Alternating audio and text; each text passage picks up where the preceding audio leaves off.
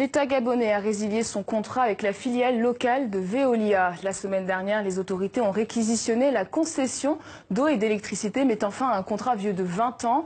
Avec nous sur ce plateau, Ike Ngouoni, porte-parole de la présidence gabonaise. Bonsoir. Bonsoir. Alors, le groupe français Veolia dénonce une grave violation des règles de droit, se dit victime d'une expropriation brutale de la part de l'État gabonais. On écoute le secrétaire général de Veolia et on revient tout de suite après.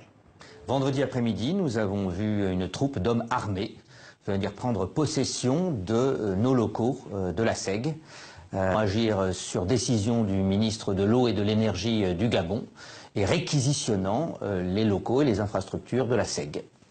Alors pourquoi avoir décidé d'envoyer des hommes armés à la filiale de Veolia ? Alors, je vais commencer par dire que tout cela est un grossier mensonge. Les propos qui sont tenus par ce monsieur sont non seulement outranciers, mensongers, mais aussi d'une rare indécence à ce niveau de responsabilité. Il faut préciser une chose. Il s'agissait bien évidemment d'un acte juridique, un acte de réquisition d'usage de la société d'eau et d'énergie du Gabon dans le cadre de la préservation de l'intérêt général. Il y a eu un huissier de justice qui a été accompagné par quelques éléments, moins d'une dizaine, de police non armés, qui se sont donc présentés et qui ont donc présenté tout simplement le dossier, l'arrêté de réquisition de la société d'eau et d'énergie du Gabon. Il n'y a pas eu de brutalité, il n'y a eu aucun incident. Il ne s'agit pas donc de ce que ce monsieur décrit comme une grave violation. Et pour quelle raison vous avez rompu brutalement la concession ? On n'a pas rompu brutalement la concession. La concession est arrivée à son terme au mois d'avril 2017. Et à partir du mois d'avril 2017, nous avions émis le principe d'un renouvellement, donc de 5 ans, qui a été acté. Et dans cette période transitoire, il était question de faire évoluer la relation, le partenariat public-privé qui unissait l'État gabonais à la société d'eau et d'énergie vers un contrat d'affermage. Il était également question que l'on fasse évoluer également le rôle de la SEG et de la société de patrimoine qui avait été créée par l'État gabonais. Donc il ne s'agit pas d'une spoliation, il ne s'agit pas d'un acte brutal, il s'agit d'un acte réfléchi dans le but de préserver les intérêts stratégiques et fondamentaux de la population gabonaise qui sont un accès tout à fait normal et régulier à l'eau et à l'électricité en République gabonaise. Est-ce que vous aviez déjà notifié votre mécontentement ? Bien évidemment, ce mécontentement, il est non seulement notifié, mais il est palpable. Toutes les personnes qui viendraient ou qui viendront à Libreville pourront vous dire que c'est quand même intolérable que dans une ville d'à peu près 1 800 000 habitants, c'est-à-dire un peu moins que l'agglomération parisienne, un groupe comme Veolia, un groupe comme la SEG ne soit pas capable d'apporter de l'eau et de l'électricité régulièrement. Imaginez ne serait-ce que 2 minutes que pendant 3 jours. Qu'est-ce que vous reprochez concrètement à Veolia ? On reproche à Veolia le fait que, il n'ait pas rendu le service pour lequel on attendait son expertise, 2, que tout cela se soit fait vraiment dans une atmosphère qui met la pression à l'État gabonais, alors que finalement l'État gabonais a fait les investissements qu'il fallait, a accompagné la société de l'énergie du Gabon. Justement, dans ce dossier, Veolia vous reproche à l'État gabonais de ne pas avoir assez investi dans les infrastructures de production, type barrages, centrales et transports.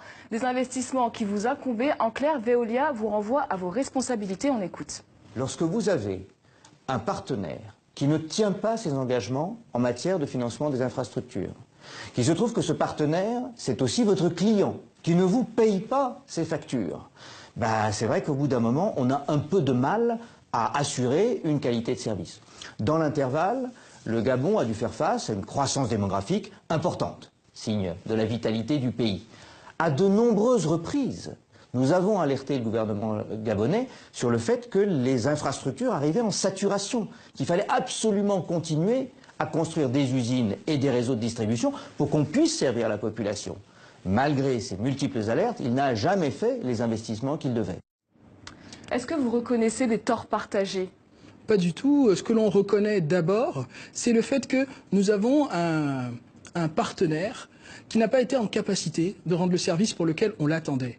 Ce que nous reconnaissons et ce que chaque Gabonaise et Gabonais reconnaît, c'est le fait que dans des quartiers et dans des villes entières hein, que ce soit à l'intérieur du pays ou dans les quartiers à Libreville, les gens sont obligés de se lever à 4 heures du matin pour essayer de récolter de l'eau. Ce que nous reconnaissons également, c'est le fait que le 31 décembre, jour du réveillon de la Saint-Sylvestre, les Gabonais l'ont passé dans le noir. C'est cela que nous reconnaissons. Et ce que nous reconnaissons aussi, c'est que nous avons fait les efforts qu'il fallait pour accompagner et soutenir la Société d'eau et d'énergie du Gabon pour qu'elle puisse rendre le service que les Gabonais attendaient. Et pourtant, il y a des barrages hydroélectriques censés être livrés depuis 3 ans. FE2, Impératrice, Ngounié, ils ne sont toujours pas opérationnels. Le barrage de Grand Poubara, lui, est en activité, mais réservé à une compagnie minière. L'extension n'a toujours pas démarré. Autre exemple, le projet d'usine d'eau potable de Libreville n'a jamais été concrétisé. S'il n'y a pas de barrage hydroélectrique en amont pour produire l'électricité, Veolia ne peut pas distribuer l'électricité aux usagers, non ? Non, ça n'a rien à voir avec ça. Simplement, ce qu'il faut pouvoir redire, c'est que les différents investissements que vous évoquez sont les investissements qui étaient planifiés. Il y a eu, bien évidemment, une discussion avec notre partenaire. Bien évidemment, il y a eu une discussion sur les investissements qui a été fait. L'État a consenti à une hausse des tarifs pour pouvoir financer aussi ces investissements. Il faut reconnaître une chose. En quelques années, entre 2009 et 2014, le prix de l'électricité a augmenté de 75%. Le prix de l'eau a augmenté de 48,20%. Où est allé tout cet argent, si ce n'est dans les dividendes qui ont été distribués aux différents actionnaires?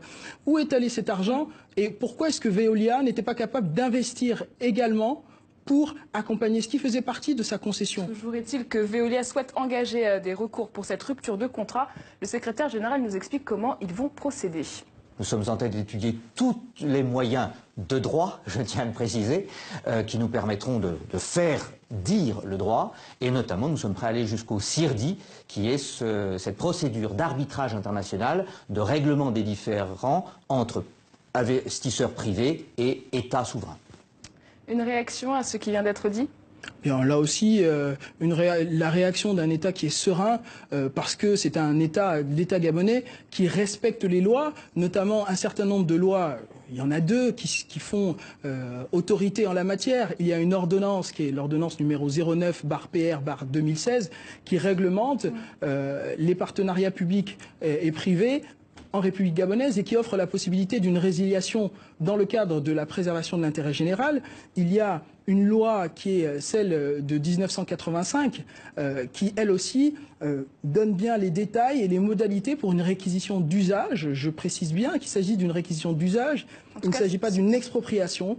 Cela fait 20 ans que Veolia détenait cette concession. Vous l'avez même reconduite en mars 2007 pour 5 ans, avant de finalement la résilier 11 mois plus tard. Est-ce que cette contradiction ne risque pas de vous porter préjudice au sein des justices internationales? Pas du tout. Pour la simple et bonne raison que, bien évidemment, nous avons manifesté notre volonté de dire à notre partenaire qu'il fallait qu'il évolue et qu'il améliore son offre de service, qu'il améliore la qualité du service rendu. Maintenant, qu'est-ce que nous avons fait? Nous avons, dans cette période transitoire à partir de avril 2017 jusqu'à novembre 2017, tenté de négocier pour améliorer, négocier au mieux pour les intérêts des Gabonaises et des Gabonais. Maintenant, c'est la Société d'eau et d'énergie du Gabon qui a acté l'échec des négociations dans un premier temps en octobre 2017, et tout cela est confirmé dans des documents qui sont à la disposition de tout le monde. Une dernière question. Veolia affirme que l'État gabonais lui doit 41 milliards de francs CFA, soit 62 millions d'euros. Comment vous comptez rembourser cette dette? On ne va pas rembourser une dette qui n'existe pas. Ces montants sont totalement fallacieux. C'est encore un grossier montage. Non. Aujourd'hui, quand on fait les comptes... Vous ne rembourserez pas la dette? Non, ce n'est pas qu'on ne remboursera pas la dette, mais la dette n'est pas de ce niveau-là. Et il faut que nos amis de Veolia également apprennent aussi un petit peu à compter. Ce qui est important, c'est qu'il y a aujourd'hui, la dette, elle est de un peu moins de 4 milliards de francs CFA. C'est tout. Merci beaucoup, Aïk Ngouni, d'avoir répondu à nos questions.